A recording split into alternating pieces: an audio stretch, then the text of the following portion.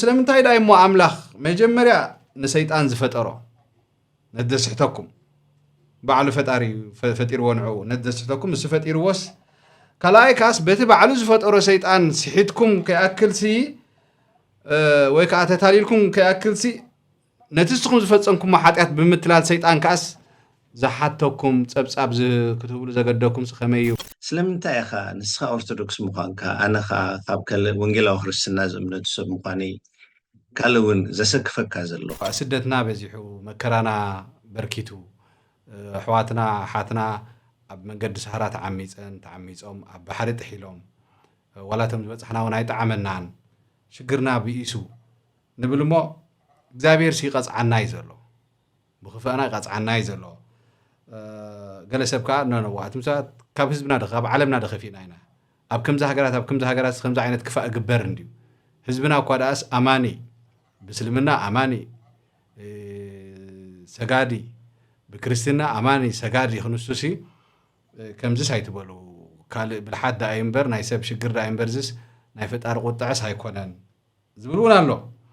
ሕጂ ገዚፊት ሕቶ ምናልባት ሰብ እውን ፐርሰናል ከይወስዶ እምበር ከምዚ ህዝቢ ሲክብድል ከሎ እግዚኣብሔር ከምዚ ዓይነት ናይ ስደትን ናይ መከራን ግዜ የንዋሓሉ ድዩ እዚ ሎም ንቐብሮ ዘለና ንብዙሓት ሰባት ዝቐተለ ዝሰረቀ ንብረት ብዙሓት ዘጥፈአ ዓማፂ ነይሩ ምስ ሓዉ ኣብ መናፂርካ ግን ጻድቕ እዩ ተኸታተልተይ ሎም መዓልቲ ከዓ ብዙሕ ሰብ ዝፈትዎ ዘፍቅሮ ሓውና ንዓይ እኳ እያ ይኽብሎ ዝግባእ ተሰማሚዕና ከዓ እያ በለኒ ኢልኒዩ ግን ድሓር ኣብ ሚድያ መታንተም ተኸታተልትና ክትሰምዑና ክቐለኩም ብሽሙን ብማዕርጉን ጥራሕ ክፅውዐ መጋቢ ዕቑባ ስላሴ ሃይለ ዕድመያ ኸቢርካ ንዓይን ንሰማዕተይን ዘለና ኣዝዩ ብዙሕ ሕቶታት ሎም መዓልቲ ብፍንጫሉ ወይ ከዓ ብንእሱ ክትምልስ ናብ ዝናትና መደብ ወይ ከዓ ቻነል ምምፃኻ መጀመርያ ብስመይ ብድሕሪኡ መሳርሕተይ ሽም ከምኡ ከዓ ብስም ኣብ ኩሉ ዓለም ኮይኖም ዝከታተሉና ዘለዉ ተዓዘብቲ ምስጋና ከብፅሓልካ ይደሊ يغنيلي نعاون عاب خبرتي بزيلومي مساخان مستوم نزي ناتكا يوتيوب زكاتا تلو سباتن كراخبمو زهاب كان عندل امسكنك ثانكيو خبرتها بلي حجي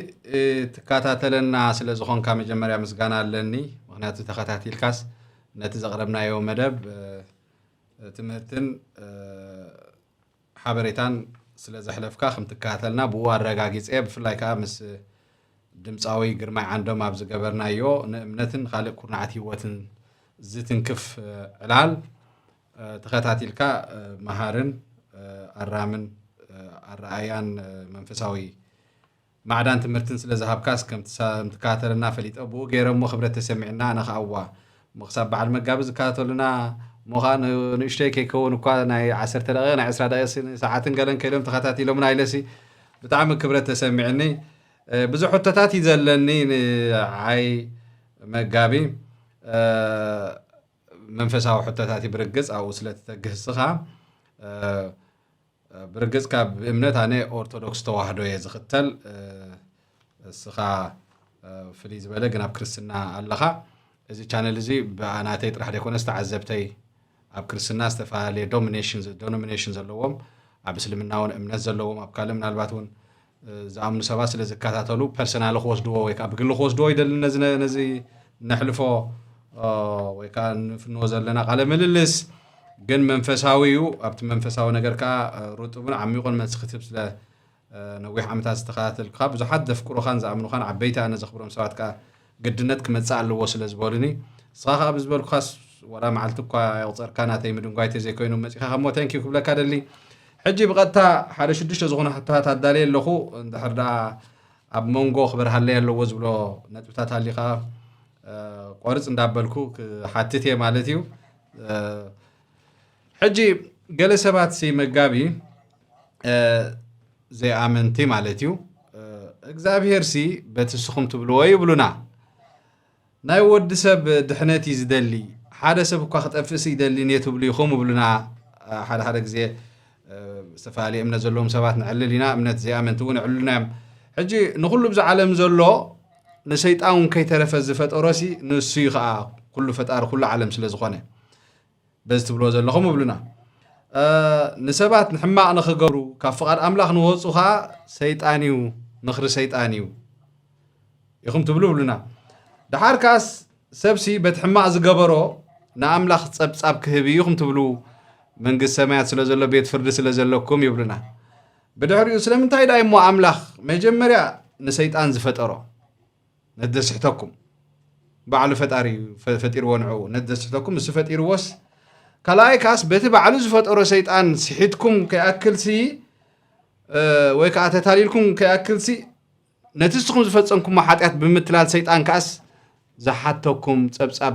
ክትብሉ ዘገደኩም ከመይ ይብሉና ሞዋ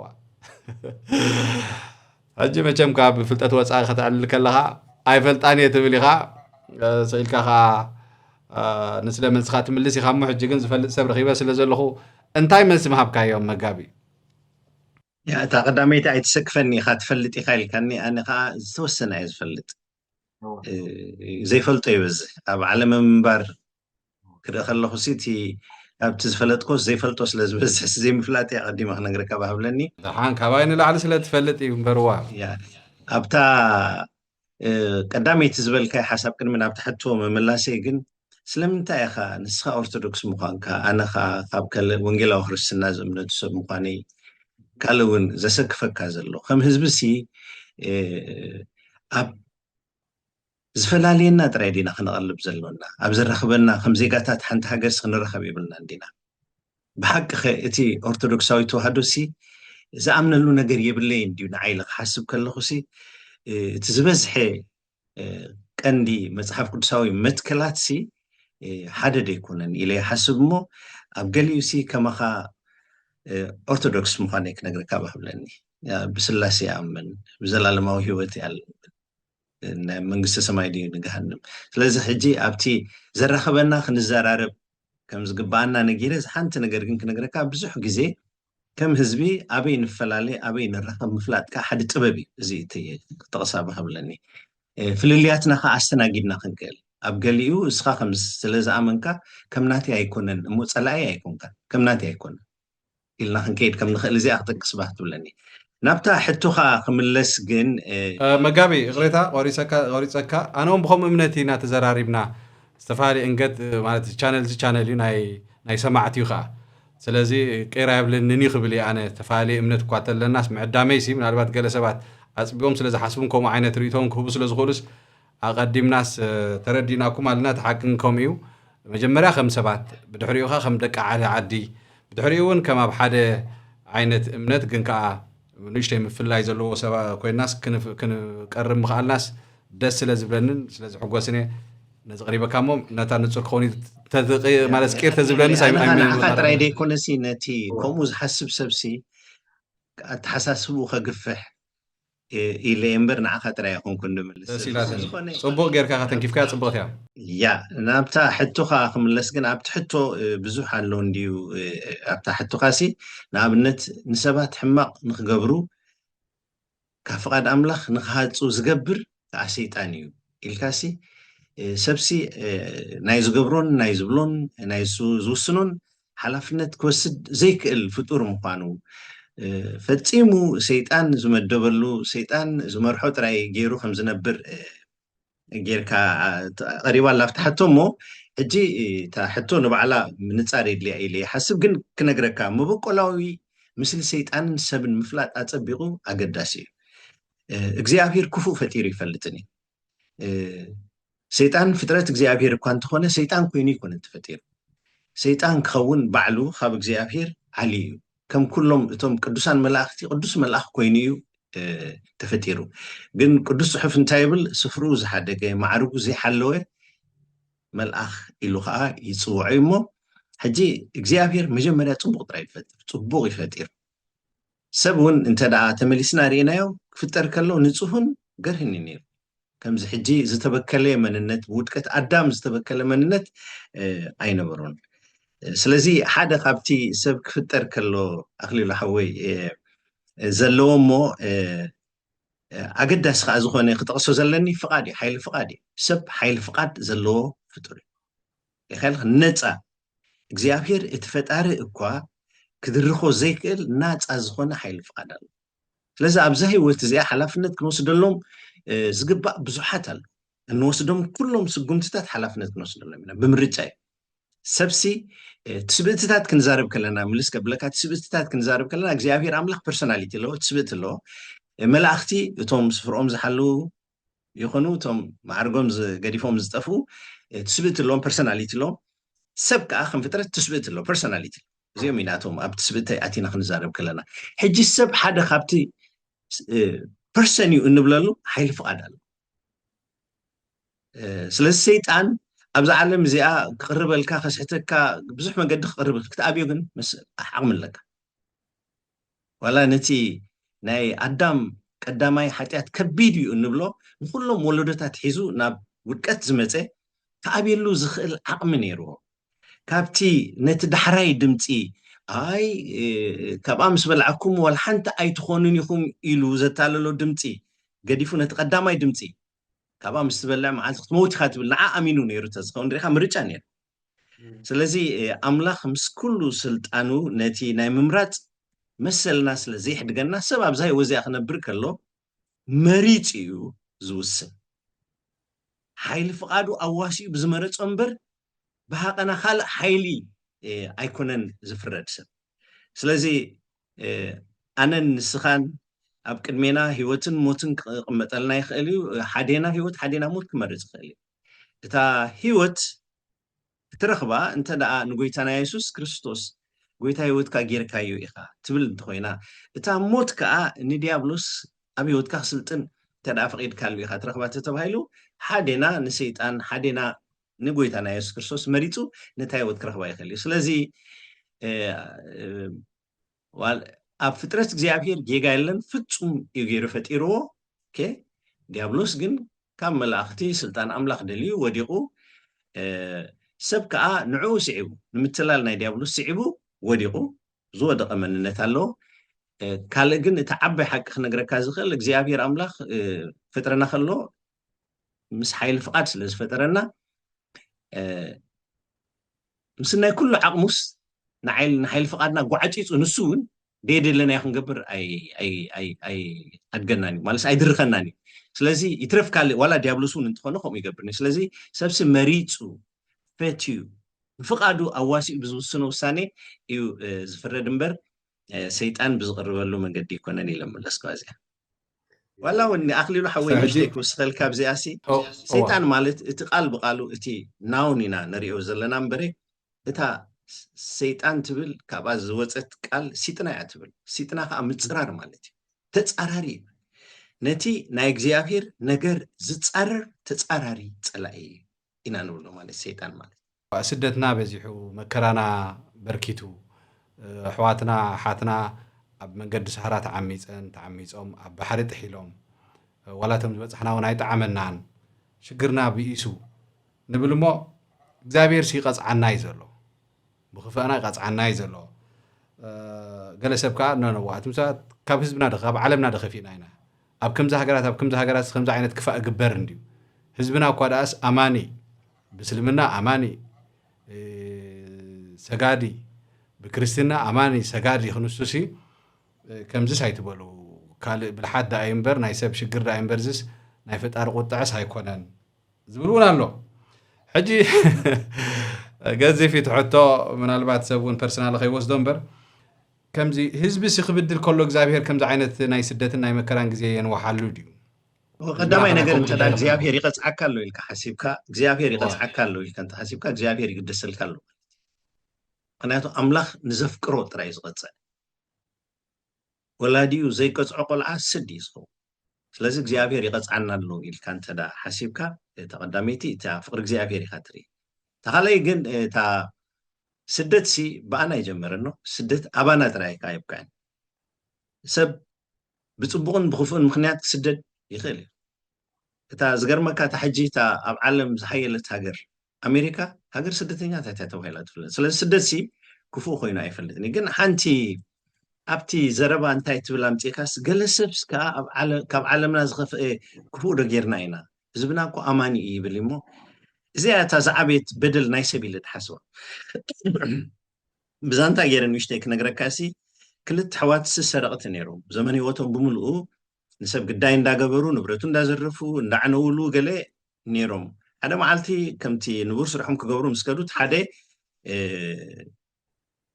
ዋና መፂኡ ሹት ገይሩ ቀቲልዎ ሓደ ግን ሃዲሙ ወፂኡ ሕጂ ሓደ እቲ ብሂወት ዘሎ ሓዉ ስለዝሞቶ ከቅብሮ ነይሩ ከቅብሮ እንተኮይኑ ዝቀብረሉ ሰብ ደልዩ ካልኣይ ከዓ ብዛዕባ እቲ ዝሞት ሓዉ ፃድቕ ምኳኑ ክንገረሉ ደልዩ ሕጂ ንኩሎም ቶም ቀብርሉ ኢሉ ዝሓቶም ኣገልገልቲ ወይ ካህናት ነዚ ሓወይ ቅበሩለይ ክንዲ ዝገንዘብ ክበኩም ኣብታ መዓልቲ ቀብሩካ ፃድቕ ሰብኣይ ነይሩ ኢልኩም ተዛረቡ ኢሎም ሕጂ ብዙሓት ከዓ ፈልጥዎም እዮም ከመይ ዓመፅቲ ምኳኖም ስለዚ ፃድቕ ክብሉ ኣይደፈሩን ሓደ ግን ብልሕ ዝበለ ሰብ ተረኺቡ ሕራይ ክብል የሎ ትገንዘብ ተቐቢሉ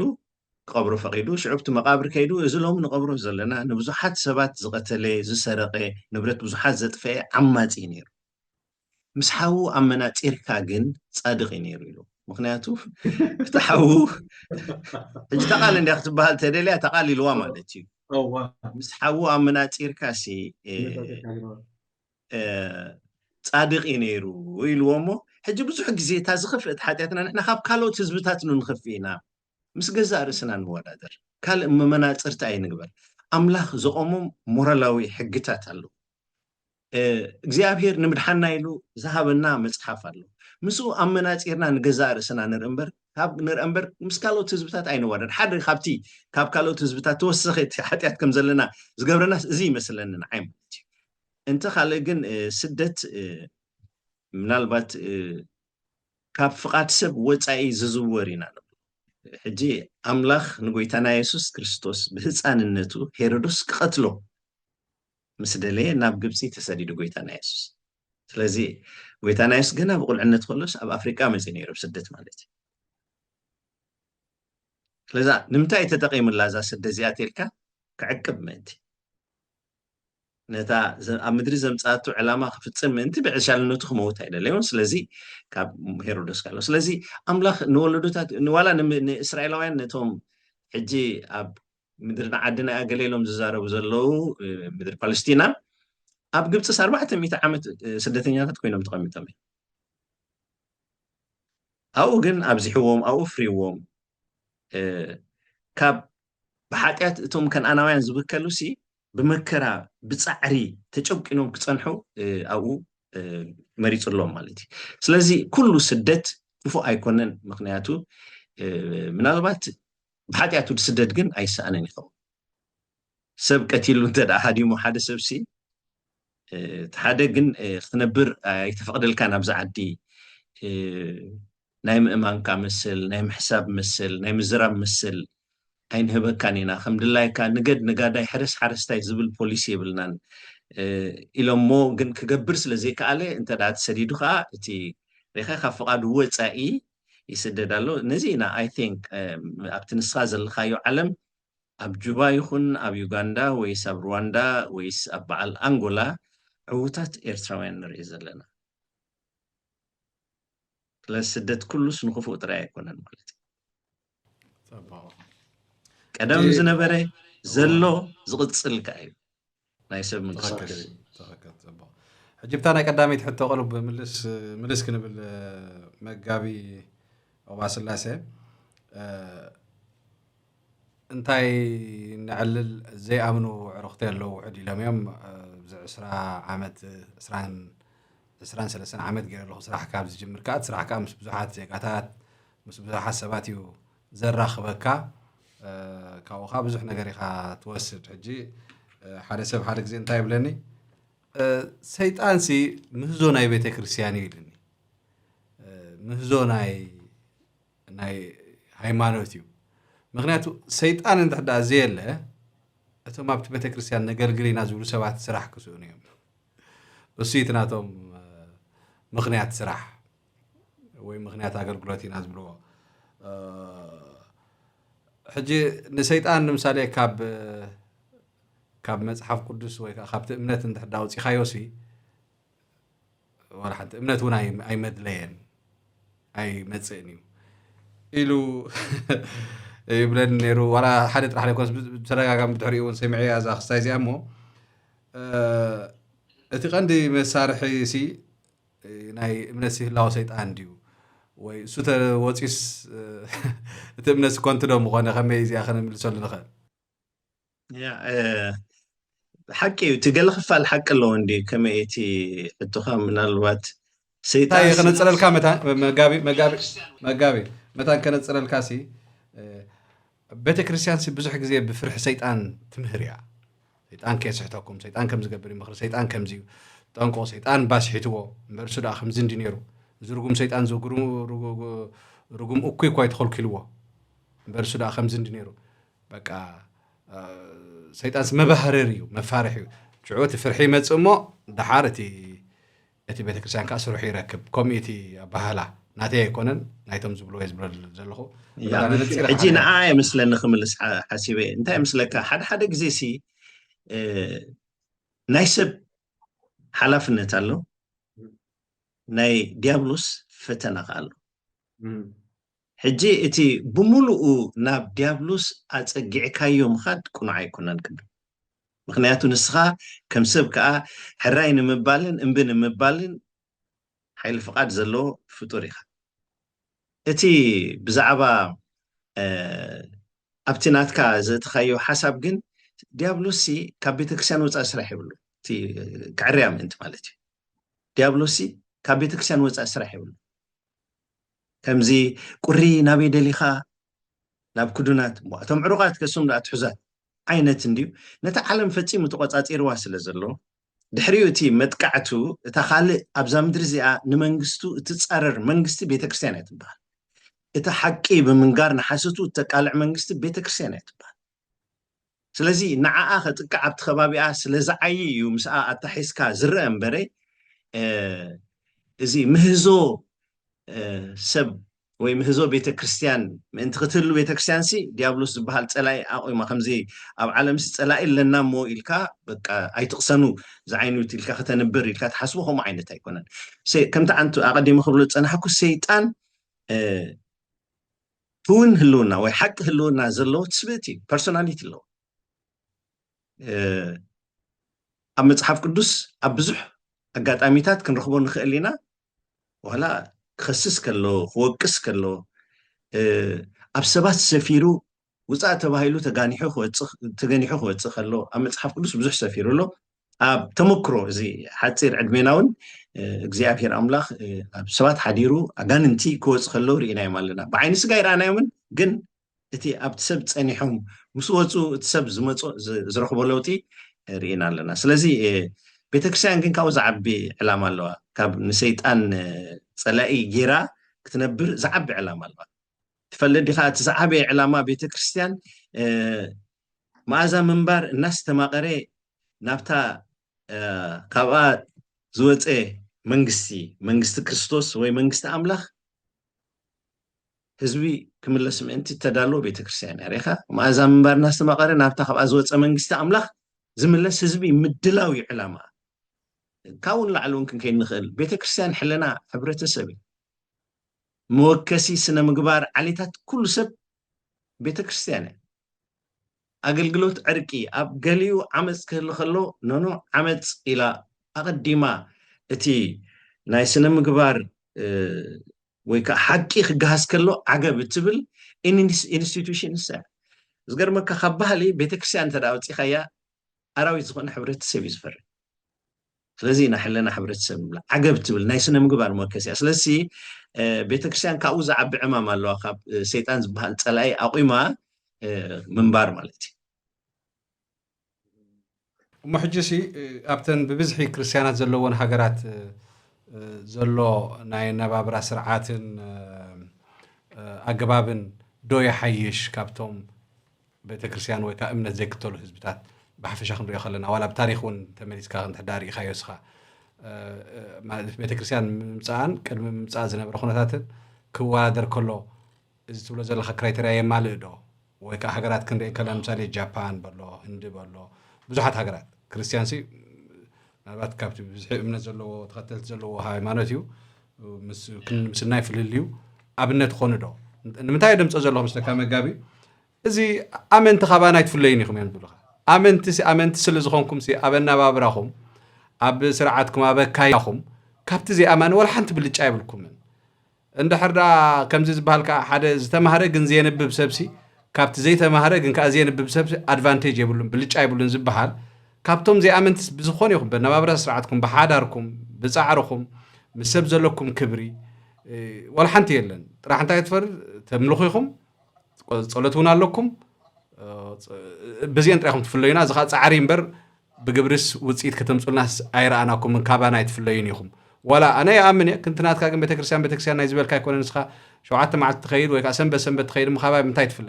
ኣነ ዶ ሰበይተይ ኣይኽብርን ኣነ ዶ ሰባት ኣይኽብርን ኣነ ዶ ይሕግዝን ብግብሪ ኣነ ኻባኻ በልጥ እንተኣ ደሊኻ ስለዚ ቴዎሬቲካሊ ዝናትካ ንኢጎኻ ንትዕቢትካ ተስብሖ ዘለኻ እምበር ኣብ ግብርስ ካባይ ኣይትፍለኒ ኢኻ ዝብለካ እውን ኣሎ ማለት እዩ يحزن እዩ ማለት ዝቐንእ ህይወት ዘይብልና ምዃንና ትነግረኒ ፀኒሕካ እዚ ዝሕዝን ግን ብድኹም ተመክሮ ኣባላቱ ዝግለጽ ቤተ እምነትካ ቁኑዕ ኣይኮነን ቁኑዕ መለክዒ ጌርና ንልክዖ ኣለና ስለዚ እቲ መትከላት ክርስትና ግን እቲ ዝገርመካ ኣብ ንብፃይካ ከም ነፍስኻ ኣፍቅር ንፀላእኻ ኣፍቅር ዝብል በትኻል ወገንካ እቲ ንዓኻ ክገብሩካ ዘይትደሊ ንኻልእ ኣይትግበር እቲ ንዓኻ ክግበረልካ ትደልዮኻ ንኻልእ ግበር ኣብ ዝብል ንምንባር ጥዑም ኣብ ዝኾነ ናይ መስዋእቲ ህይወት ዝቆመ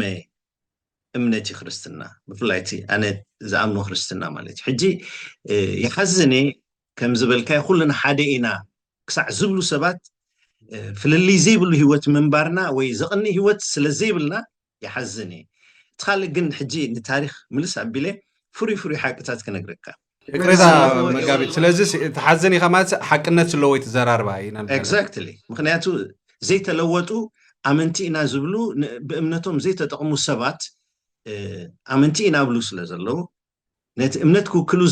ዘይግብኦም ሰባት ይነብሩ ስለ ዘለዉ ይርዩ ስለ ዘለዉ እቲ እምነት ተደላይ ኣይገብርዎን ዘለዉ ተደላይ ኣይኮነን ዘሎ ምእማንሲ ዘቕንእ ኣይኮነን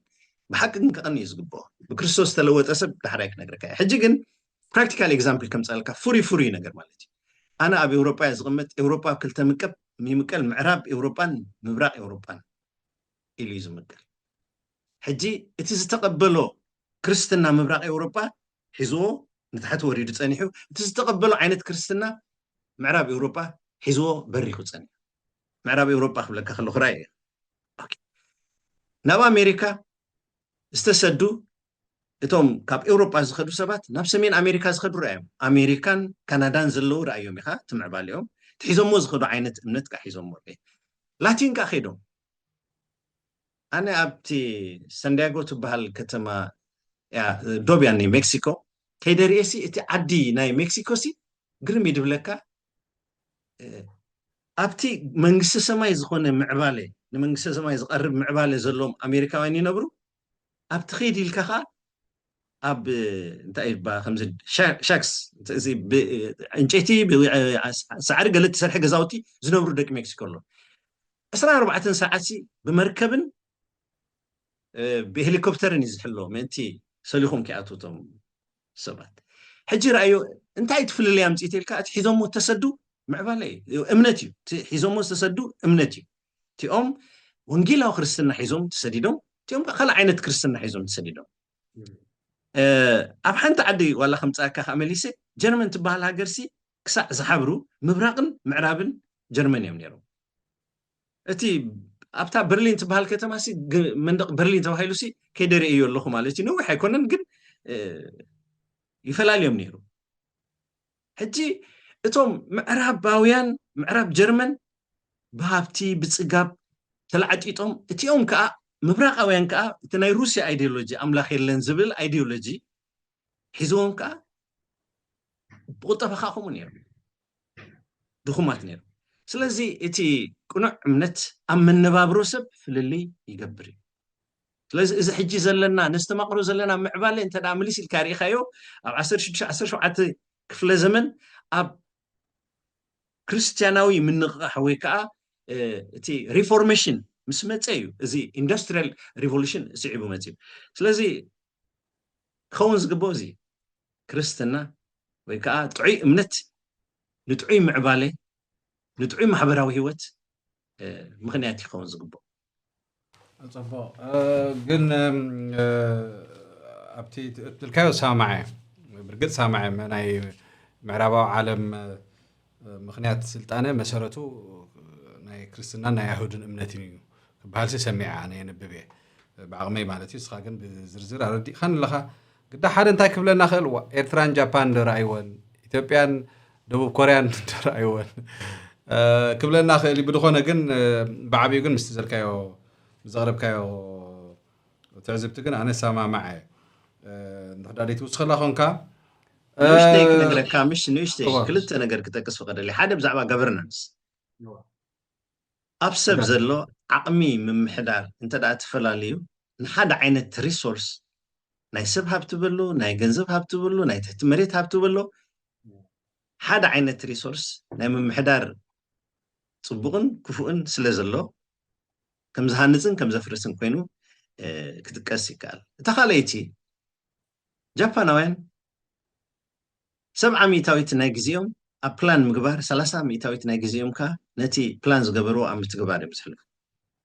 እዚ ናይ 2006 መፅናዕቲ እየ ዝነግረካ ደለ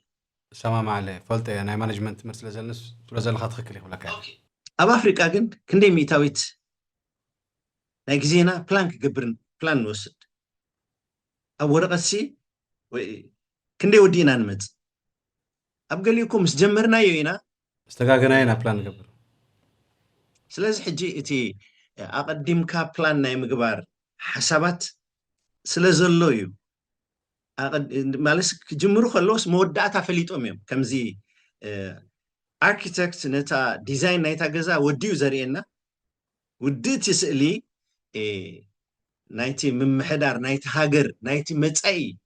ኣብ እምሮ ገይሮም እዮም ዝብገሱ ንሕና ግን ኣብ ከምኡ ይበፅሕና ዘለና ትኽክል እያ ስለዚ እቶም ምዕራባውያን ናይ ፕላኒንግ እቲ እምነት ናብኡን ክመርሓካ ክእል ኣለዎ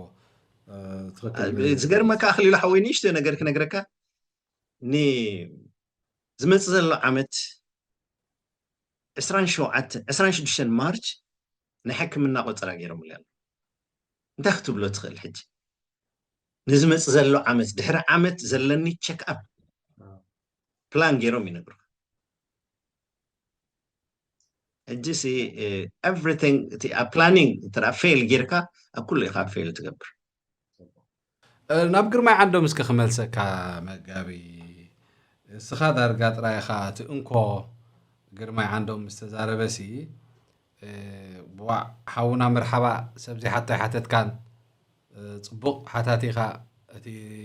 ተሓሳስበኻን ሕልናኻን ፈትየ ኣለኹ ናይ ርትዒ ሰብ ምዃንካ ዝነፃፅር ነገር ኢልካዮ ብፍላይ እታ ግርማይ እዛ ሰብ እዚኣ ዓመፅቲ ፆታዊ ዓመፅ ክፍፅሙና ከለዉ ጓሓላሉ እዚ እግዚኣብሔር ትባህሎ ዝብሎ ዘለካ ኣበይ ነይሩ ኢሉ ምስ ሓተተኒ ኢኻ ንዓኻ ኣይ ቲንክ ግብረ መልሲ ሂብካላ ግን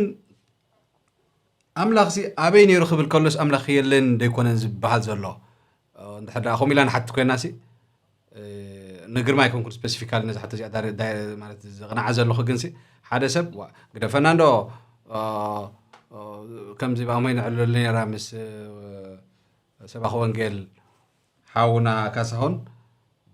هيتي بمنقطقاط مدري ببحرياوي نبلو مچم ببحرياوي مخنيات مريتان قطقيتو 500 شح سب بحد معلت خرقف كله اي بحق انت ابيسوم زيمس بسب እኳ ተዝኸውን ገለም በላ ግን ስብ ባህር ሰርሖስ ከመይ ይኹን ኣበይ ነይሩ ኣምላኽ ወይ በሽሓት ቆልዑት ባርባሪክ ዝኾነ መንገዲ ብመራሕቲ ወኹን በኻል ኣበይ ነይሩ ክብል ከሎሲ ኣበይ ነይሩ ዘለሲ እቲ ከም ዘይሎ ዝገልጽ ወይ ከዓ ኣምላኽ ሲየለን ዝብል ሰብ ይሞ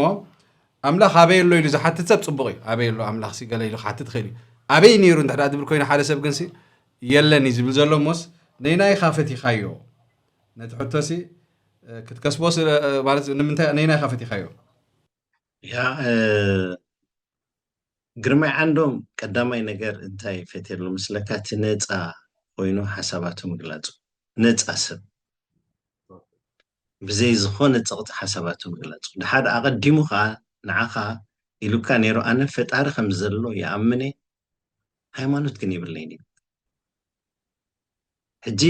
እዚ ሰብ እዚ ኣቐሚጥዎ ዘሎ መንፀፍ ኣለዎ ንዓኻ እናረኣኹ ንዓኻ ዝመስል ውቁብ ሰብ እትሓስብ በዓል ኣእምሮ እናረኣኹስ ኣምላኽ የለን ክብል ኣይክእልኒ ኢሉስ ኣብ ቅድሚኻ ዝተዛረበካ እታ ቪድዮ ፅቡቅ ጌረ እንተዳ ሰሚዐ እያ ማለት እዩ ስለዚ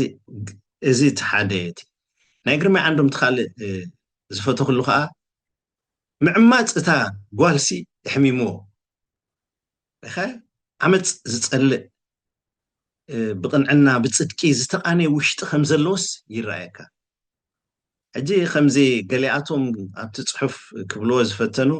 ናብ እምነትካ ከተምፅኦ ስለ ዝደሊኻ ዲኻ ገለ ኢሎምን እንታይ ክኾነኒ እንተድለየ እንተ ሓቅሊ ንኮይኑ ኩሉ ሰብ ክስዕበኒ እየ ዝደሊ ኩሉ ህዝቢ ኤርትራ ሓቂ እንተኮይኑ እምነተይ ሓቂ ስለ ዝኾነ ጥራይ ክስዕቦ ይደሊ ግን ንግርማይ ኢለ ይኮንኩን እቲ ኣብኡ ዘዛረበኒ እቲ ፍቕሪ ፍትሒ እዩ እንተ ደኣ ብዛዕባ ህልውና ኣምላኽ ኮይኑ ግን ብገለ መንገድታት ገለ ሓሳባት ክህበካ ነጥቢ ከልዕል ክትፈቅደለይ ክሓተካ ብዛዕባ ህልውና ኣምላኽ እንተ ደኣ ኮንካ ቀዳማይ ነገር ኣብ ቃል ኣምላኽን ሪኻ ቃል ኣምላኽን ንብል ኣለኹ ግብሪ ኣምላኽን እግዚኣብሄር ኣሎ ቃል ኣምላኽ ክብል ከለኹ ኣብዚ መፅሓፍ ቅዱስ ዝሰፈረ ቃል ማለት እየ ግብሪ ኣምላኽ ክብል ከለኹ ፍጥረት ንበዓል እዩ ኣነን ንስኻን እዚ ኣብ ከባቢና ዘሎ ውቁብ ፍጥረትን ማለት እዩ ስለዚ ዋል ሓደ እኳ ካብ ደቂ ሰብ ቃል ኣምላኽ ኣንቢቡስ ኣብ መወዳእታ እግዚኣብሄር የለን ኢሉ ዝወድእ ርአ ይፈልጥ ዕሚቑ ንፍጥረት ክመራምሮ ምስ ጀመረ ከዓ ርቀትን መልክዕን ናይ ፍጥረት ርዩ እዚስ በዓል እዩ ኮይኑ ፈጣሪ የብሉን ኢሉ ዝወድእ ርአ ኣይፈልጥን ቀደም ነዊሕ ገብር ሓደ ዓርኪ ነይሩኒ ሓኪም ኢትዮጵያዊ ኣብ ዘመን ደርጊ እዚ መትንታት ናይ ነርቭስ ከፅንዕ ምስ ጀመርኩስ ኢሉ ከመይ ኢሉ ከም ዝሰርሕ እቲ ፍጥነት ናይ መልእኽትታት ኣባታቶም ዝመሓላለፍ ክትሓስብ ከለካ እቲ ኬሚስትሪ ናይቲ ስርሖምሲ ዋው እዚኦምስ በዓሎም እዮም ኮይኖም ክትብል ኣይትኽእለን ኢኻ ስለዚ ፈጣሪ ኣለዎም እዩ ዘብለካ ስለዚ ፍጥረት እንተ ደኣ ሪኢኻ ንኣብነት ሓንቲ ነገር ክነግረካ ኣብ ዓለመ ሓፂን ብዝነበረ ገልጠምጠምን ምግጫውንሲ እዛ ሞባይል ተፈጢራ ወይ ከዓ ኮምፒውተር ወፅያ እንተይለካ ኣይተኣምነንን ኢኻ ነዚኣ አንደበታዊ ምግጫውሲ ንዓስ ኣይፈጢርዋ ተልካኒ ኣይተኣምነንን ኢኻ ብድሕሪኣሲ ሓደ ዝምህዝ ኣእምሮ ዘለዎ ሰብ ኣሎ ኢኻ ክትብለኒ ንኣኻ ዝመስል በዓል ኣእምሮ ነቲ ዝምህዝ ኣእምሮ ዘለዎ ሰብ ካብ በዓል ኮይኑ ኢልካ ምሕሳብሲ ዝእመን ኣይኮነን ስለዚ እቲ ኣብ ዓለም ዘሎ ኤቴይዝም ሕጂ ንባዕሉሲ ግራውንድ እንዳሰኣነ እዩ ዝኸይድ ዘሎ ማለት እዩ ስለዚ ሓደ እንታይ ኣምፅልካ ኣለኹ እቲ ኣእምሮ ዘለዎ ሰብ ፍጥረት እትርቀቱሲ ዝገርም እዩ እቲ ኮምፕሌክሲቲ ናይ ሰብን ሲምፕሊሲቲ ናይ ኣሜባልና ኣረኣይኻሲ ካብ ሓደ ሲምፕል ሰልድ ኣኒማልሲ ሰብ ተፈጢሩ ክብል ኢቮሉሽንሲ በኣታቶም በቶም መምሃራን በቶም ሳይንቲስት ዝነግረካ ደለኹ ጌጋ ምዃኑ ዳርዊንያን ኢቮሉሽን ኣብዚ ግዜ እዚ ፕሩፍ ክትገብሮ ዘይትኽእል መሰረት ዘይብሉ ሓሶት ምዃኑ እዮም ዝነግሩካ ዘሎ እቲ ካልእ እውን ንኣምላኽ ህልውኑ ክነግረካ ኢለ ሕቶ ሞራል እንተ ደኣ ወሃብ ሕጊ ኣምላኽ ኣሎ ኢልካ ዘይኣሚንካ ሕልና ተገጢሙሉ ዝተፈጥረ ማለት ፅቡቅ ኣለካ ዝብል ተጋጊኻ ኣለካ ዝብል ክትመዝን ዘኽእለካ ሕልና ተገጢምልካ ዝተፈጠርካ ፍጡር ምዃንካሲ ወሃብ ሕጊ ኣምላኽ ኣሎ ኢልካ ክትውድእ ተዘይሓጊዙካ ካበይ ድመፅእ ሞራል ዳይ ሞብዛ ህይወት ዘያ ክነብር ካልእ ግን ትሕዝቶ እቲ ኣምላኽ የለን ዝብል ሓሳብ እንተሪእናዮ ይገርመኒ እዩ ማለት እዩ ትሕዝቶ እቲ ኣምላኽ የለን ዝብል ክትሓስብ ከለካ እንታይ ለምስለካ ሓደ ግዜ ካብ እምነት እቶም ኣምላኽ ኣሎ ኢሎም ዝኣምኑ ሰባት ሲ እምነት እቶም ኣምላኽ የለን ዝብሉ ተዓቢለ ዝገርመካ ኣኽሊሉ ሓወይ ኣምላኽ የለን ዝብል ሃይማኖት እምነት ጥራይ እንታይ ይድብል ዘሎ ምስለካ ኣምላኽ የለን እዩ ይዝኣምን ዘሎ እምበር እምነት እዩ ንባዕሉ ንሱ እሳ ዶክትሪን ይሕዝን እዩ ካልእ ግን ይርእዮ ነዚ ፍጥረት እሞ ይርእዮ ነዚ ፍጥረት ብቅዱይ ቅኒት ኣይቅልጥፍ ኣይድንጉ ክንቀሳቀስ ከሎ ከዓ ኣይጋጮ ሕልፈኒ ገለመለ ዘይብል ብቅዱይ ቅኒት ዝተቃነ ፍጥረት ኣብ ዩኒቨርስ እናርኢኻ እዚ ፍጥረት እዚ ባዕልዩ ኮይኑ ኢልካ እንተ ኢልካኒ ቧ ክምለሰካ እሞ እታ ካብ nothing see something መጪ እዩ ዝብል ሳይንስ ትፈልጥ ኢኻ ምሽ እዚ ካብዚ ገለ ነገር ኮይኑ ካብዚ የሎስ እንታይ ክመፅእ ክእል ኢልካ ሓሰብ ተሓሲብካ እኮ ዘየለ ነገር የለን ስለዝኾነ ዘሎ ነገር ምንጭ ዘሎ ነገር ክኸውን ኣይክእልን እዩ ኣነ ግን እብል ኣለኹ ነዚ ዘሎ በዓል ኣእምሮ በዓል ህልዊ ብዘመናት ዘይቅየር ኣምላኽ እዩ ፈጢሮ እዩ ዝብል ዘሎ ስለዚ ኣይናይ ምእማን እዩ ሓይሽ ካብኡ ንላዕሊ እውን እንተ ደኣ ነጊረካ ብዛዕባ ቴርሞዳይናሚክስ እንታይ እዩ ድብል መስለካ እቲ ዝነበረ ሓደ ብፀቕጢ ተዓፊኑ ዝነበረ ፕሮቶን ኒውትሮን ዝነበሮ ምስ ተተኮሰ እዩ ተፈጢሩ ኢሉ ድሕሪኡ ኣብቲ ሙቐትን ምንቅስቃስን ሃንደበት ፍጥረት ህይወት መፅያ ገለ እዩ ዝብል ሕሰቡ ኢኻ ቴርሞዳይናሚክስ ንዕኡ ዲስፕሩፍ ዝገብረልካ ብዛዕባ የፅንዕ ስለ ዝኮንኩ ከምኡስ ህይወት ፈጢሩ ይፈልጥ ሕጂ ምናልባት ጀነቲክ ኢንጂነሪንግ ኣብ ላቦራቶሪ ክገብርዎ ንሰማዕ ኣለና ግን ባዕሉ ብቴርሞዳይናሚክስ መንነቱ ዝቀየር የለን ሓድሽ ኮይኑ ዝተፈጥረ የለን 15 ቢልዮን ዓመታት ቅድም ዝኾነ ኢሎም ኣብዚ መፅእ ዘሎ ዓመታት ግን ፕሩፍ ገብሩልካ ይኽእሎም ስለዚ እቲ ንባዕሉ እቲ ኣምላኽ የለን ዝብል ትምህርቲ ንባዕሉ ዝጋጮ እዩ ስለዚ ባዕሉ ፍጥረት ይዛረበካ ኣሎ ከምቲ ኣብ መዝሙረ ዳዊት 19 ድያ ዘላ ሰማያት ክብሪ እግዚኣብሔር ይነግር ሪኻ ፍጥረት የዘንቱ ይዛኒ ይዛረብ ፈጣሪ ለኒ ኢሉ ይዛረብ ስለዚ ኣዕሚቑካ ነቲ ዝሳነ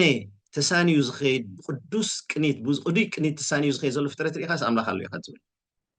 ቁርብተይ ናይ ፊዚክስ ነገር ኣላትን እንዲያ ክነግረካ እንታይ ኢሉ መስለካ ሓደ ፊዚክስ እዛ መሬት ኣብ ዙርያ ፀሓይ ትገብሮ ዑደት ብገለ ፍራክሽን ኦፍ ሰከንድስ እንተ ትቅልጥፍ ነይራስ ኢሉ ብቐዝሒ ሞትና ነይርካ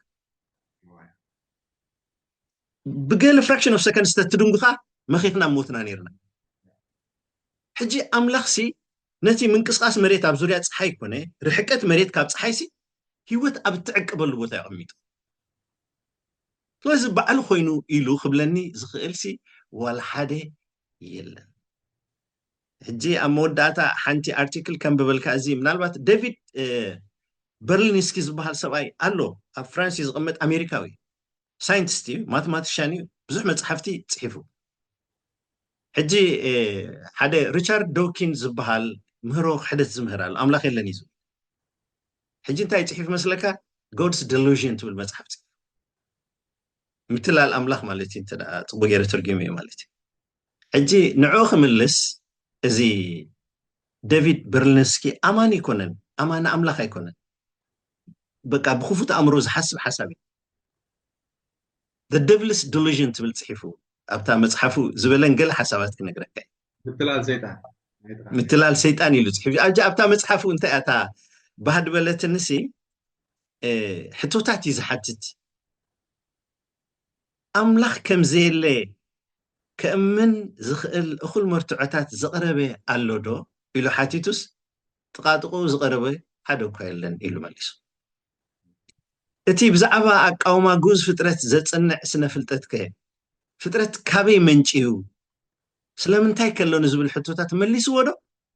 መልሲ ዝቐረበ የለን ኢሉ መሊሱ ዓለምና ህይወት እትዕቅብ ክትከውን እዚ ኣብ ጠፈር ዘሎ ፍጥረት ስለምንታይ ብፍጹም ቅኒት ከም እተቃነየ መልሲ ዝሃበ ምሁርከ ተረኺቡ ዶ ኢሉ ሓቲቱ ሓደ እኳ ኢሉ መሊሱ ምሁራት ፊዚክስን ስነ ህይወትን ባዮሎጂን ማለት እዩ መንፈሳዊ ሓሳብ ጥራይ ኣይኹን እምበር بزغون نجار كأمن قربات يميل كميدا أبقربا ترى منفساوي يخون ناي أملاخ نجار أيها اللومبر قلتيكم كأمنوا أبقربا استباهلو كل يوم زام سنة مقبار والدعوة ወይ ከዓ እዚ ሞራል ራሽናሊዝም ኣይናይ እዩ ሰናይ ቅኑዕከ እንታይ እዩ ትንቡር ንዝብል ሕቶታት መርትዖታት ኣቕሪቡ ኣረዲኡና ዶ ኢሉ ሓቲቱስ ጥቃሚ ርዳእና እኳ ይቀረቡ ኢሉ ምድራዊ ስርዓት ነዚ ኣብ 20 ክፍለ ዘመን ዘሎ ናይ ሽግር ዕልቕልቕ ንምፍታሕ ሓያል ዓቕሚ ኮይኑ ቀሪቡ ዶ ኢሉ ኣበይ ገጹ ትሪኦ ኣለካ ካብ ግዜ ናብ ግዜ ኩናት ይበዝሕ ዘይቆፃፀርዎ ክፉእ እናበዝሕ ይመፃል ኣብ ስነ ፍልጠት እዚኣ ስምዓኒ ካብ ፍላይ ትገርመኒ ኣብ ስነ ፍልጠት ፅበት ኣተሓሳስባን ዓመፅ ንሓቅን ኣሎ ዶ ኢሉ ሓቲቱ መሊኡ ብኸፈር ኢሉ መሊሱ ስነ ፍልጠት ይኹን ፍልስፍና ሃይማኖታዊ ኣተሓሳስባ ዘይርትዓዊ ምዃኑ ዘእምን መርትዖ ኣለዎ ዶ ኢሉ ሓቲቱ መርትዖ ዘቕርቦ መርትዖ ኣቕሪቦም ኣይፈልጡን እዩ ስለዚህ እቲ ብሕደት እተልዓጠተ ስነ ፍልጠት ከንትነትን መለበሚ ምንዓቕ ፍልጠትን ሪኢኻ እዛ ሓቅ ንፍልጠት ምንዓቕ ማለት መለበሚ ንፍልጠት ምንዓቕን ኮይኑ ኣሎ ኢሉ ወዲኡ እሞ ሕጂ ባዕሎም እቶም ምሁራት ናይ ሳይንስ እውን ኣኽሊሉ ሓወይ ነዚ በቶም ንእምነት ኣምላኽ ዝፃረሩ ዝቐርብ ዘይቅኑዕ ሓሳባት ይበኣስዎ ኣለዉ ባይ ዘ ወይ እምነትን ሳይንስን ኣይበኣሱን እዮም ኣይበኣሱን እዮም እዋ ኢኻ ኣለኻ ሓደ ሰብ ኣማንን ሳይንቲስትን ክኸውን ይኽእል እዩ ኢንፋክት እቲ መንፈሳዊ ሲ ርትዓዊ ወይ ከዓ ሎጂካል ሪዝን ከተቕርበሉ ትኽእል ኢኻ ኢለ ይኣምን እያ ምክንያቱ ኣብ መወዳእታ ሲ ኣነ እውን ተለዊጠ ስለ ዘሎ እታ ኣብ መወዳእታ ዝህበካ ዘረባ ንውሒልካ ኣለኹ እንደ ሓንቲ ነገር ክነግረካ ፕራክቲካሊ እዚ ምሳኻ ዝዛረብ ዘሎ ሰብ እዚ ዘለዎ ጥዕና ክረክብ ሲ ኣምላኽ ለዊጡ ወይ ተንኪፍኒ ኣነ ሰብ ገይርኒ ደሎ ኣምላኽ እዩ ኣጢዕኒ ዘሎ ከም ኩሉ ሰብ ኣግሬሽን ዘለዎ ሰብ ነይረ ክፉእ ክሓስብ ዝኽእል ሰብ ነይረ ሕጂ ትፈልጥ ዲኻ ክፉእ ክሓስብ ዘይክእል ሕልና ገይሩ እግዚኣብሔር ኣስተኻኺሉኒ ንውሽጢ ሓሳብ ክፍእቲ ተመፅያስ ዕግርግርያ ትፍጠር ሪኢኻ ኣለኻ ኣዕርዩኒ ስለዚ እንተ ደኣ ኣምላኽ ዘየለ ኮይኑ ምዕራይ ሰብ ፈፂሙ ኣይህሉን እዩ ስለዚ ንህልውና ኣምላኽ ሲ መርትዖታት ብዙሕ ከነቕርበሉ ንኽእል ኢና ግን ግርማይ እንታይ ኢሉ ነታ ኣብ ዓመፅ ዝወደቐት ጓል ምስ ረኣየስ ብዛዕባ ሓሲቡ ኣበይ ደኣ ነይሩ ኣሕሊፉ ክትወሃብ ከላ ኣበይ ሕጂ እታ መልሲ ክመልሰልካ ዶ ኣምላኽ ኣብ መንበረ ዙፋኑ ተቐሚጡ ነይሩ ኣብታ ወዱ ኢየሱስ ክርስቶስ ክስቀል ከሎ ብዘይገበሮ ዓመፅ ፍትሒ ጓዓፂፆም ንሞት ክፈርድዎ ከለዉ ዝነበራ ዙፋን ኣብኣ ነይሩ እግዚኣብሔር ምክንያቱ ኩሉ ኣብ ሂወትና ዘጓንፍ ንክፉእና ጥራይ ኣይኮነን ዝበለፁ ንሕና ክገብረና እውን ዕድል ስለ ዘሎ ሕጂ ሓደ ግዜ ማይ ዓይኒ ይሰርሕ ነይረ ዝኾነ ኣብቲ ከባቢ ማስተር ፕላን ዝህረም ነይሩሲ ማስተር ፕላን ኣብ መሬት ዝተንከፍ ነይሩስ እንዳሓር ካብኡ ስራሕ ወዲእና ነስመራ እንዳተበገስና ከለና ብዝኾነ ይኹን ዚ ዕላል ይዕለል እሞ ይለዓል እሞ እንታይ ትብል ዛዕባ ትመፅእ ዋይ ረሲዐ እኳ ህልምናት እንዳሓና ብታ 5 ሕቶ ከይድ ክምለሳ ይድሓር ምሳ ስለ ተዘከርካኒ ካብ ሕቶ ወፃኢ ነይራ ግና ዘኪርካኒ ሕጂ መጋቢ ዕቁባ ስላሴ እንታይ ትብል ሕቶ ወይ እንታይ ንብል ኢና ሓደ ሰብሲ ከመይ ዳ ኣምሰለ ሰብ በቃ ኩሉ ሰብ ዝፈትዎ ንፉዕ ረዳእ ሰብ ሓጋዚ ሰብ ፃዓሪ ብኩሉ ነገሩ ዝምስገን ሰብሲ ቁፂ ይብለካ ይመውት ኣብ 30 ብ40 ኣብ 50 ዕድሚስ ይቁፀሞ ሽዑ ሰብ እንታይ ይብል ፅሑፍታ ይብል ኣይ እዚኣ ፅሑፍታ ኢሉ በቃ ብኸምኣ ትዛዘብ ፅሑፍታ ካብኣ ድሓልፍሲ የብል የለን ንብል ኢና በቲ ሓደ ወገን ከዓ ኣምላኽ ሲ ብዛዕለም እዚ በቃ ኣምላኽ ይፅሕፍሉ ነይሩ ትብል ቤተሰብ ሓዝኒ ኦፍ ኮርስ ሞት ምቹእ ኩነታት ኣይኮነን እቲ ሰብ እውን ብዙሕ ነገር ከበርክት ምኽኣለ ነይሩ قد قصة خلص ناتو راح يكون تقولاتي نايتهم كبر كتلهم زنبرة سب قولاتينا مو عبد خسارين ود سب جن كأتي مخيدو مخنيات سيد صحفتنا تحت أخوينس لازم عملاق سنقولها ناس صحفنا لما خاطر سجراين خل نعمل ديوز لا صحفتنا جرسي يوصلنا لنا اللي دي بتحدو جن كاس فري ويل ويك أنا من بار كنا برجي قدي في الناخ أنا بالمس تايرايو ولا قالي خام شاء الله يسعر مو أي عملاق هابون بجاهلة كات صحفتو كوينا قاليو خا صبو خلو واي صحيفو اللي تصاني حبي جاهي لك عملاها صحيفو اللي مبرنا كم سبون دي تايدا صحيري نبرينا حاجة صحيفتو تبع نقرا لا بانا بزح زي تدقاقم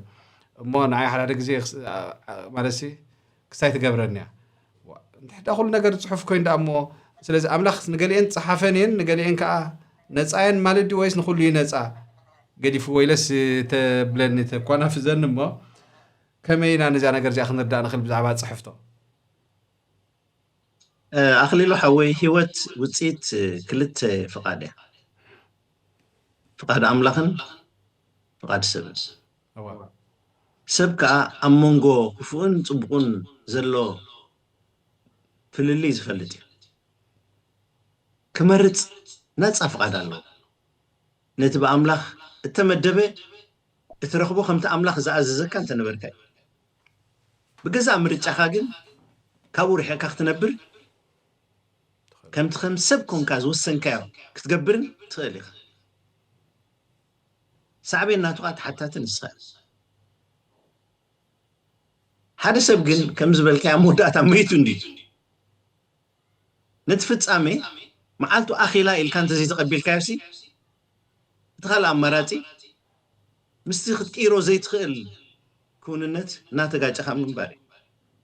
سلازم معالتو أخي لا إلكا كم مقبال زحاشة مريتش أسل زي اللينا بقونت أنا مبر هيوت أخليلو حوي أملاخ تراي زمدباي أبزي زلخو علم نالبات يوتينيشيا قال لي زبل كتموت كفكدكا محتات زبحال ነገር አለ ካብቲ እግዚአብሔር ዝመደበሉ ዓመታት ህይወት አቀድሞም ኩመቱ ዝለሊ ሰባሲ ይፈቀደሉ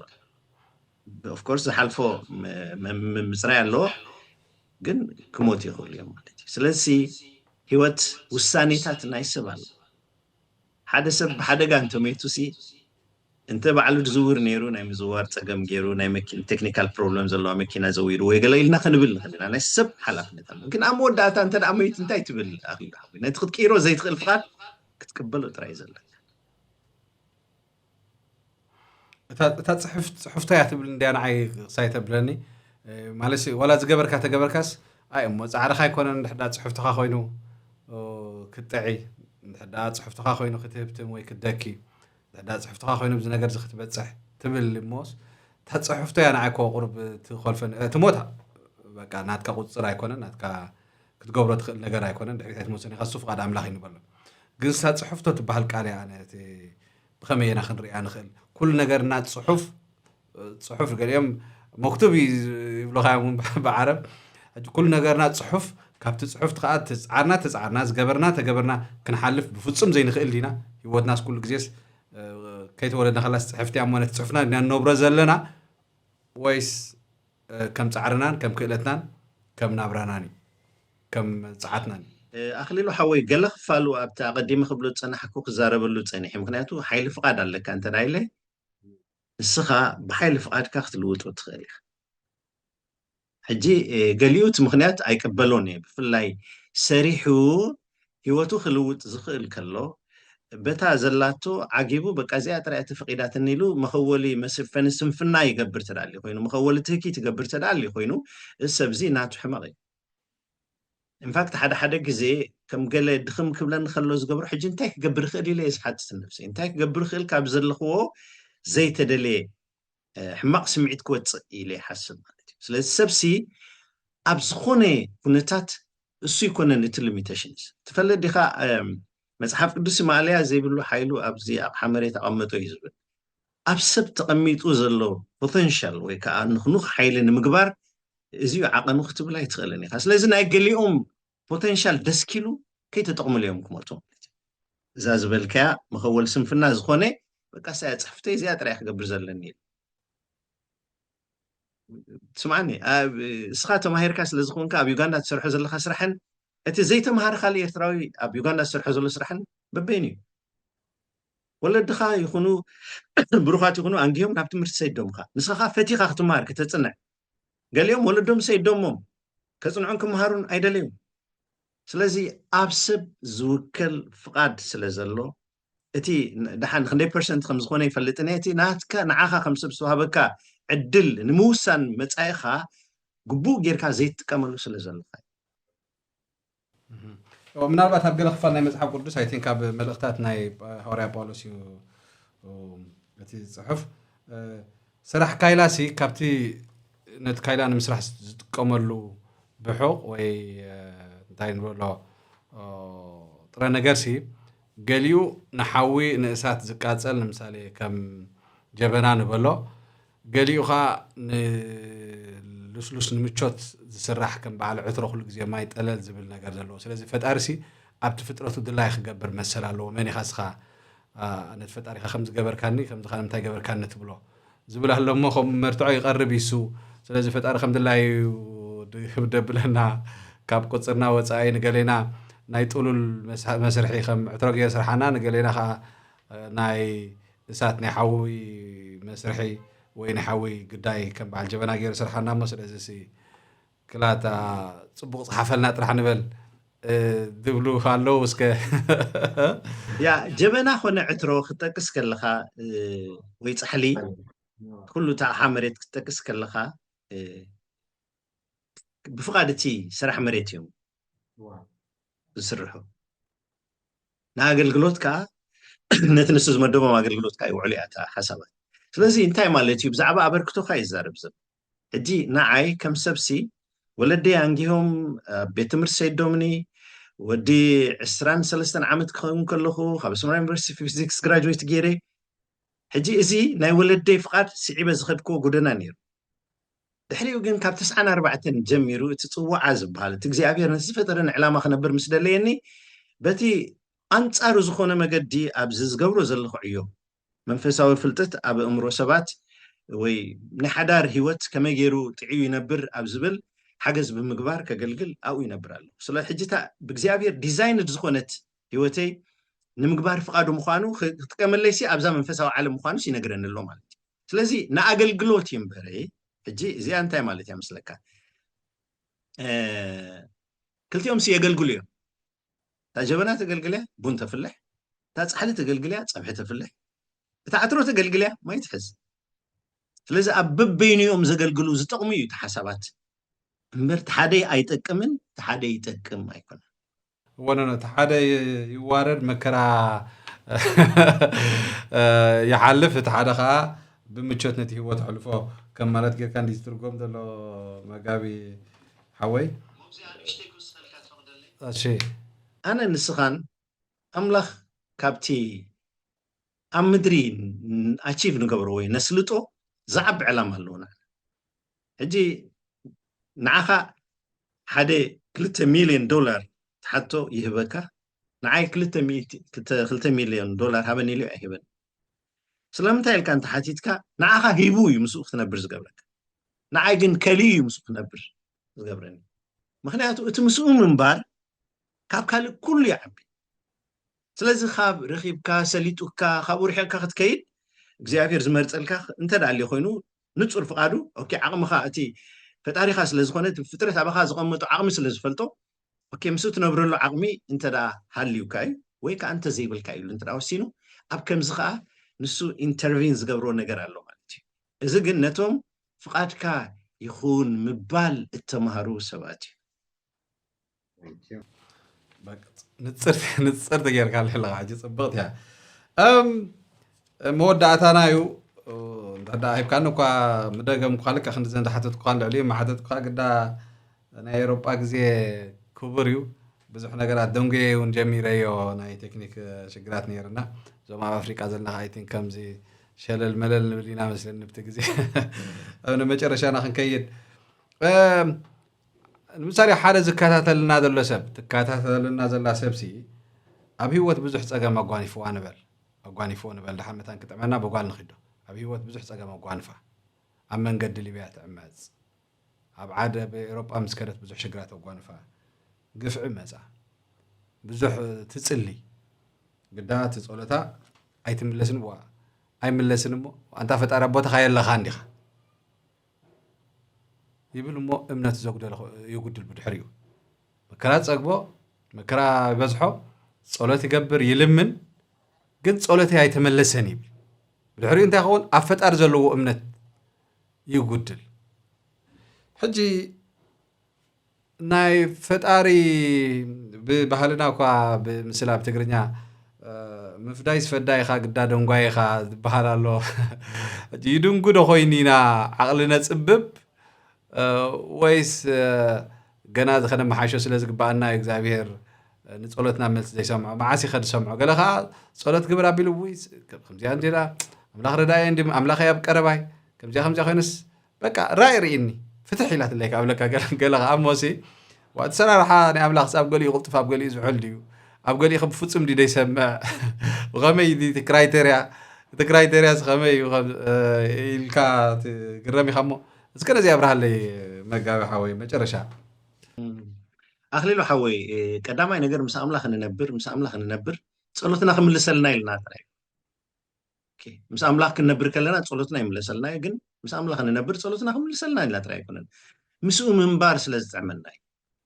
in fact خمس خماين زخون سبات بزيبو خنبر سلزين بزي أملاخ خنبر سلزين صلوتو أي تملسن مالتك كم دليت تزلم زلو سب أيكونن مالتنا ينبر أملاخ فقادو أي قلتن مالت أيكونن إتا أملاخ نقلينا نتزحاتتنا بمهاب نقلينا خا بمخلا يمسو خنبر زخلنا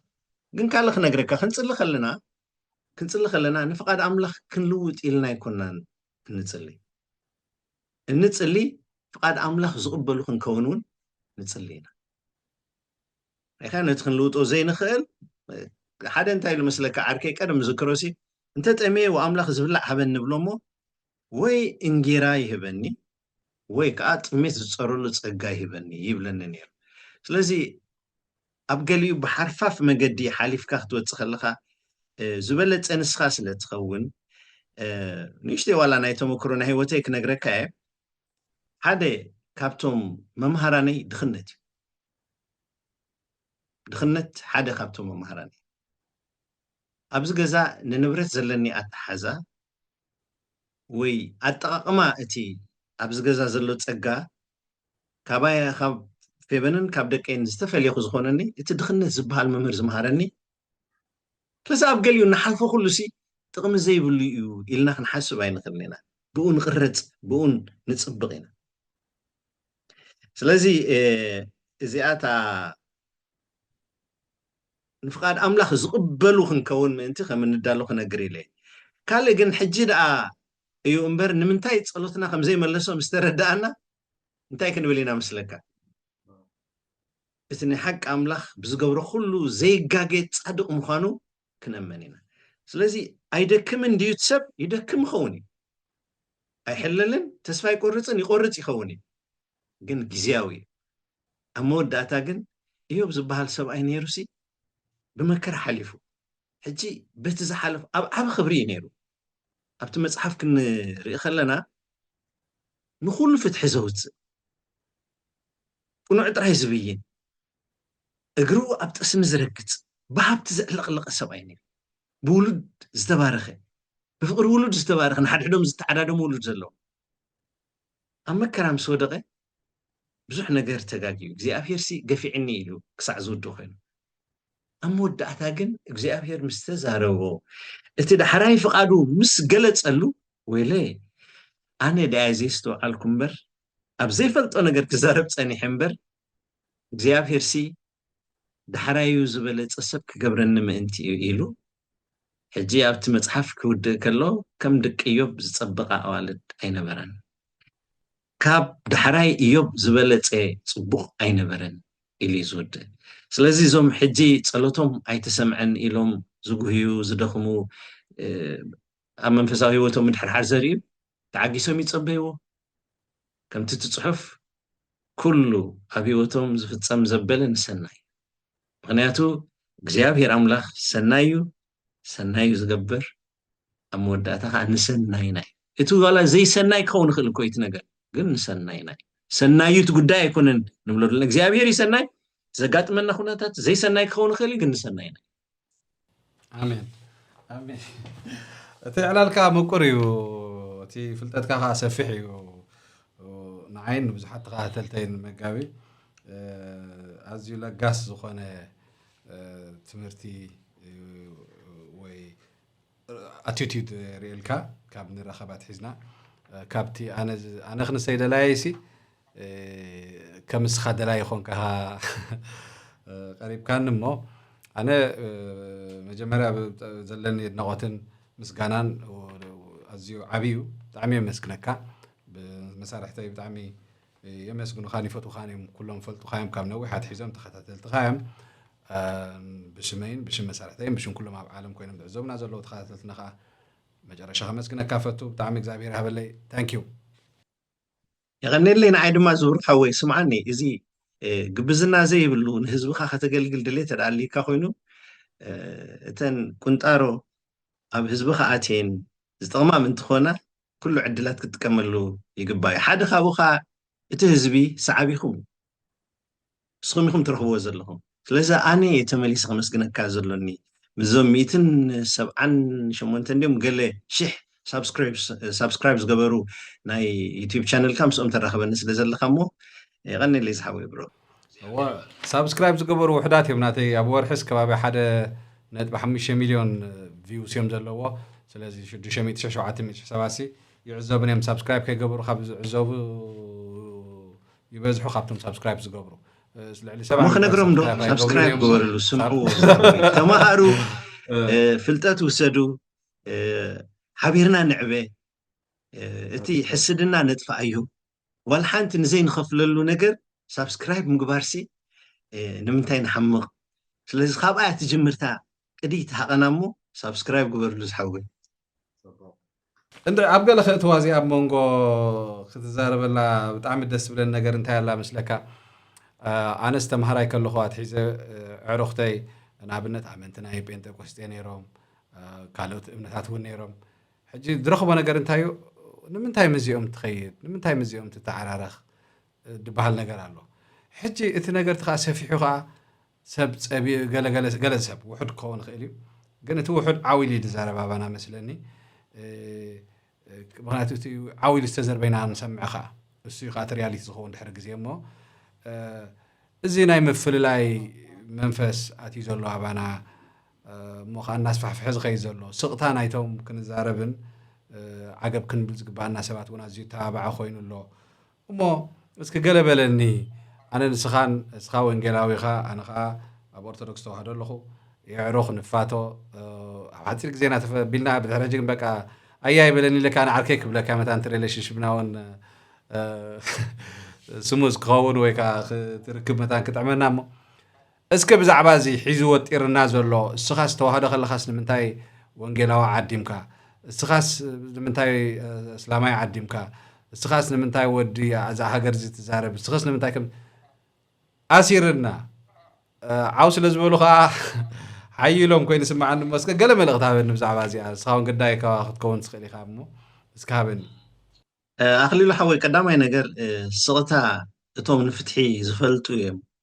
እዩ ንዓመፅ ክትስፋሕፍሕ ዕድል ዝህባ ስቕታ እቶም ንሓቂ ንፍትሒ ዝፈልጡ ሰባት ካብቶም ዓመፅቲ ንላዕሊሲ በቶም ዓመፅ እናርኣዩ ስቕ ዝብሉ እያ ዓመፅ ተስፋሕፍሕ እሞ ሱቕ ምባል ፅቡቕ ኣይኮነን ክንዛረብ ኣለና ካልኣይ ግን እቲ ፍልልያት ይትረፍ ኣነ ንስኻን ካብ በበይኑ ቤት ተወሊድና ዝዓብየና ኣነን ኣሕዋተይን በበይንና ኢና ሕጂ እቲ ሓደ ከነማዕብሎ ዘለና ምናልባት ፍልልያትካ ኣስተናጊድካ ምኻድ ኣብ ዘራኽቡካ ምርኻብ ስለዚ ኣነ ንስኻንሲ ተወሓደ ዜጋታት ሓንቲ ሃገር ኢና ተዳ ክቐርበካ ደሊኻኒ ዜጋታት ኣመንቲ እቲ ክርስትና ዝበሃል እምነት ኢና ተዳ ክቐርበካ ደሊኻኒ እቲ ዝበዝሐ ክፋል ናይ እምነተይ ንስኻ ከዓ ትቕበሎ ኢኻ ወይ ከዓ ነቕበሎ እየ ክነግረካ እንተዳ እቲ ኦርቶዶክስ ተዋህዶ ዝብል እምነት ሒዙ ውህደት ኣምላኽነትን ሰብነትን ኣብ ኢየሱስ ክርስቶስ ይኣምን ኣሎ ኮይኑ ኣነ ኸመይ እየ ዝኣምን እቲ ክሳብ ሕጂ ዘለኒ ፍልጠት ምስጢረ ስላሰሲ ካብ ኦርቶዶክስ ዘጥረኽቦ እዩ ከምቲ ናይ ኦርቶዶክስ እዩ ስለዚ ዘራኽበኒ ኣለኒ ኣብቲ ዘራኽበኒ ከማኸ ሓውኸ ስለምንታይ ኣብቲ ዝተፈላለየኒ ኸ ዘድህብ دحري ون تهاجر كتوليا خليلو حوي نزمانات كتوليا نولدوتات كتوليا كم زحجي بأس فتيركا نتي بأسنا محضر كايو منبار تراي كقهرتي بفقري كنبر ناي بوليتيكا ورأينا في اللي تيرنا ناي امنتا رأينا في اللي تيرنا ناي تحساسبانا في اللي تيرنا ناي فلتت درجة فلتتنا في اللي اكوموديت غيرنا كنبر انخل حزب كنكون على هذا حدا غزي تي صلاحها زي بلو عالم نسي وي كا سي تزبلت لك تحسبنا نو صلاحها خلو تنبر مخالي تصبو ابزلخو عالم حجي تعويتهم زلو تفرايت صره سدتኛታት ገለመለ ማለት ስደተኛታት በዝሐና አሉ ገለመለ ዝብሉ ግን በተሓደ ወገን ጋር ሶሻሊስት ነው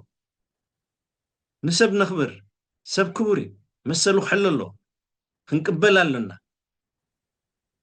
سلازي حجي فلليات سي بيوتي فلليات مباسي كنا ابقليو دوف هاجراتكو يقرمكا نقدي زكاي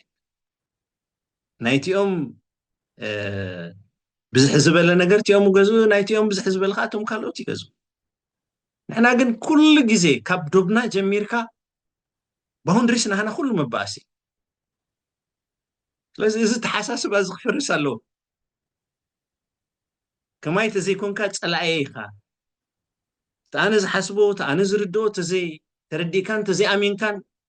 صلايخا زبلا تحساسبا كنطفا لنا ان فاكت خبايا تجمر مسل مخبار سب اخلي له حوايا بزاف سدرا بيت نحنا دك خيرو سرق عندنا تمرعنا انا ونجيلاو خرستنا امنتو يسباي تبخري كما يكاسب على بيتي تخليتي كاثوليكاوي امنت زلوس بعل بيتي زلو تسال سيتخا ارثوذكساوي امنت زلو بعل بيتي زلو تخابيرنا هنا نبر اين واتتنينا في الليلات امنتنا بايسنا يفلت كم سدرا بيت كنكب كلنا بزي كسع 30 نبت صح حنسب سلازا اخلي له حوي ازي عو نايزوم أباس تراي كنبرو مالسي حدا غزي خنغركا مسخليلو تبايسو مس حدا فلوت ناي يوتيوب سبسي تبايسو تباهي ليخ فلت منتي باس فتر غرغر كو فتر خدي نبادي انا شعو واسلا سدا ها مسخليلو دي تبايس ريخا مستي جاينت تبايسو يفلت كمتي حنت سنه طباباوي تابت زلخا عدي اخمان نيرا مسلني بقليلو تفلت تدادلي خيلا قللل بليلا كوتي زغبر دلخ بقليلو تفلت تدليخا قللل بل زبا اسامص عغرغر زفتر تزارب كونتروفيرشال ايشو ترايمص ام زبلوها احنا كن زسام مع نزارر قنق فقرنا زوتر يا اخلنا متفنان يا اخلنا مقددع يا اخلنا ابتا عدنا سي ببزح ነገር ክትኮስ ዝኽእል ፍልልያት ኣለና ንዑ ኣይነድህበሉ ናብቲ ዘፋቀረና ናብቲ ሓደ ዝገብረና ነድህብ እሱ ኢና ዘይንቕድበሉ ዘለና ንሱ ኸ ኣይዝጠቕመና ይቐኒለይ ዝሓወ ثانك يو انا يغني لك بريت عبالي بطعمي مسكنك